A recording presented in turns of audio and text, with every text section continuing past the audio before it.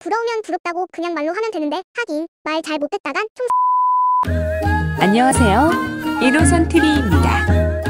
최근 중국 외교관이 자신의 SNS에 김치를 담그는 사진과 함께 김치를 권하는 글을 올렸습니다. UN 주재 중국 대사인 장쥐는 지난 3일 자신의 트위터에 직접 담근 김치를 든 사진과 함께 즐거운 겨울을 지내는 방법 중 하나는 직접 만든 김치를 맛보는 것이라며 만들기 어렵지 않고 제 동료들도 정말 맛있다고 한다고 적었습니다. 이를 본 우리나라의 네티즌은 한국의 겨울철 김장 문화를 중국의 일상인 것처럼 소개한 것 아니냐는 지적을 했으며 일부 네티즌은 한국의 전통 음식인 김치를 사랑해 주셔서 감사하다. 한국 문화에 관심이 많으신 것 같아 반갑다며 김치가 한국의 음식이라는 것을 강조하는 댓글을 달기도 했습니다. 한편 지난 9일에는 구독자 1,400만 명을 보유한 중국 스타 유튜버 리즈치가 김치와 김치찌개 등을 만드는 영상을 올린 후 전통 중국 요리라는 해시태그를 함께 사용해 논란을 일으켰습니다. 리즈치는 자신의 채널에 라이프 시리즈 마지막 에피소드 배추의 삶이라는 제목의 영상을 올렸는데요. 19분 33초 분량의 해당 영상에는 리즈치가 직접 배추를 수확해 손질하고 소금에 절인 배추에 고춧가루 등으로 만든 빨간 양념을 버무려 배추김치를 만들고 장독에 보관한 김치를 꺼내 돼지고기를 썰어 넣어 김치찌개처럼 보이는 국물 요리를 끓이는 모습이 담겼습니다. 문제는 리즈치가 영상 설명란에 전통 중국 요리 등의 해시태그를 달아 영상에 나오는 음식들이 모두 중국 전통 음식인 것처럼 소개했다는 것입니다. 이 영상은 공개된 지 이틀째인 11일 오후 1시 기준으로 293만 회의 조회수를 기록했고 5.3만 개 이상의 댓글이 달렸습니다. 이에 우리나라의 네티즌들은 대체 김치가 왜 중국 전통 음식이냐라고 공분하며 댓글에는 영상을 지적했습니다. 해당 영상의 댓글란에는 한국어는 물론 영어와 중국어로 김치는 한국의 자랑스러운 전통 음식이다. 문화 빼앗는 것도 유분수지. 영상 재생하지 말고 바로 신고하세요 등의 댓글이 이어지고 있습니다. 일부 네티즌들은 김치를 중국 음식이라고 당당히 소개하는 걸 보니 그냥 어이가 없을 뿐이라며 우리나라에서는 김치가 중국 음식이 아니라는 걸 누구나 다 알고 있지만 구독자 수도 많은 유튜버가 저렇게 영상을 올려버리면 다른 나라 사람들로부터 오해가 생겨날까봐 걱정이다라고 우려했습니다. 이처럼 한국 음식을 둘러싸고 중국 미디어가 논란을 일으킨 것은 이번이 처음이 아닙니다. 앞서 지난 11월 중국 관영 매체인 환구시보는 국제표준화기구가 중국의 절임 음식인 파오차이를 국제표준으로 정했기에 한국 김치도 파오차이에 해당하므로 이젠 중국이 김치 산업의 세계 표준이라고 보도한 적이 있습니다. 이는 전부 왜곡된 보도로 일부러 환구시보가 김치를 파오차이에 포함되는 것처럼 오보를 낸 것입니다. 국제표준화기구는 파오차이의 표준에 김치는 적용되지 않는다라고 밝혔으며 세계김치연구소에 따르면 김치는 UN 산하기구인 국제식품규격위원회에서 이미 국제표준을 받은 상태라고 합니다. 중국의 최대 포털 사이트 바이두는 김치는 중국의 문화유산이며 김치의 기원은 중국이라고 주장 중이며 바이두 백과사전에 윤동주 시인의 국적을 중국으로 민족은 조선족으로 기재하는 등 만행을 저질러 논란을 더하고 있습니다. 영국 BBC 방송은 한국 김치의 재료와 김장 문화는 중국의 김치와 다르다고 말한 적이 있는데요. 이러한 중국의 도 넘은 우기기가 계속된다면 정말 곤란할 것 같습니다. 이뿐만이 아닙니다. 한류 열풍에 힘입어 동남아 국가들에서 우리 과일의 인기도 치솟고 있는데요. 그러자 중국산 과일들이 한국산으로 둔갑하고 있습니다. 방콕 최대 청과물 도매시장에서 판매하는 포장지에는 한글로 신고매라 적혀 있지만 원산지는 중국이었습니다. 한국산으로 둔갑한 중국산 감의 이름은 교수형 감이라 불리고 있으며 대감의 열매라는 이상한 표현도 많았습니다. 한국어를 어설프게 해석하다 보니 엉뚱한 과일 이름이 탄생한 것입니다. 베트남에서도 역시 짝퉁 한국산 배는 물론이고 중국산 샤인머스켓까지 한국산처럼 팔리고 있습니다. 거기에 한술 더 떠 중국산 과일은 우리 과일의 브랜드와 포장을 똑같이 베껴 감쪽같이 속여 판매하고 있습니다. 동남아시아 소비자들은 부쩍 한국산을 찾는데 정작 팔리는 건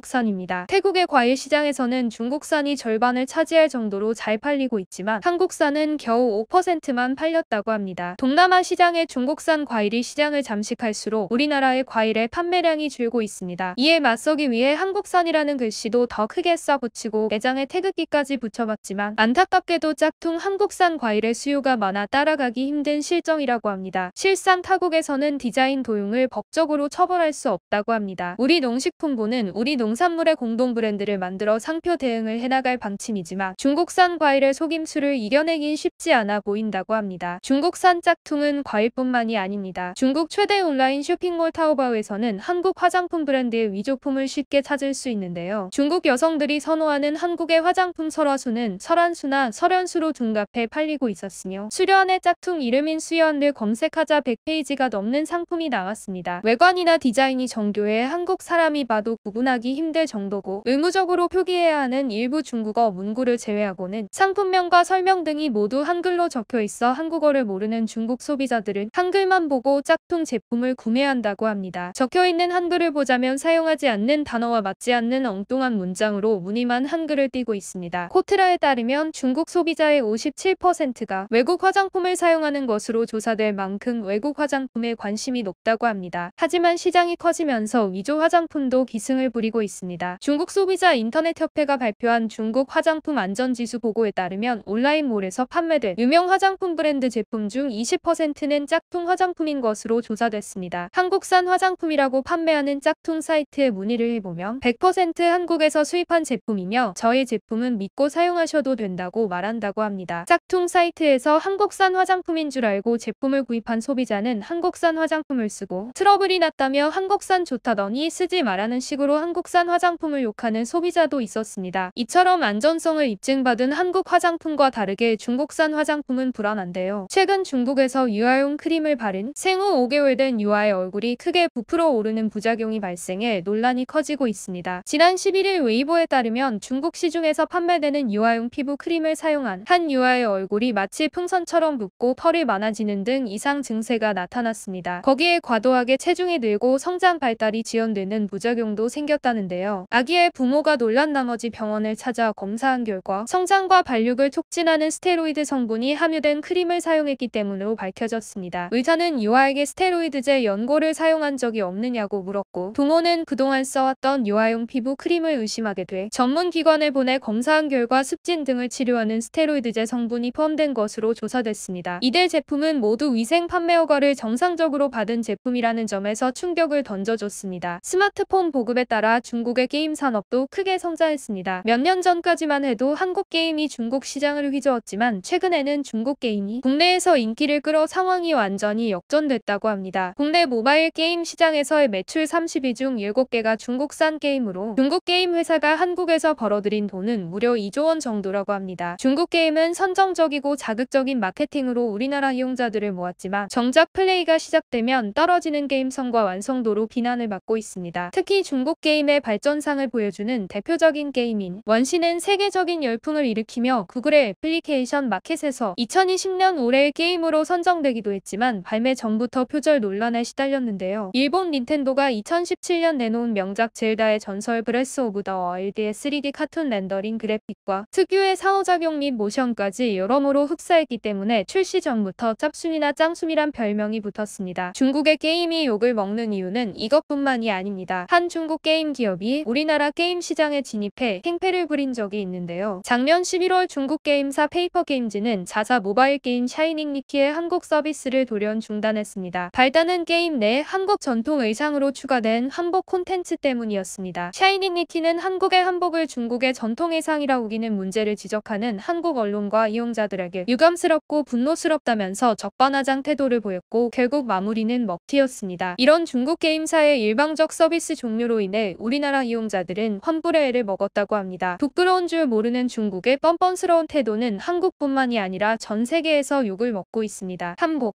태극기, 김치 그리고 이제는 역사 왜곡까지 일삼고 있는 중국, 언제쯤 정신을 차릴 수 있을까요? 지금까지 1호선TV였습니다. 구독과 좋아요는 1호선TV에 큰 힘이 됩니다.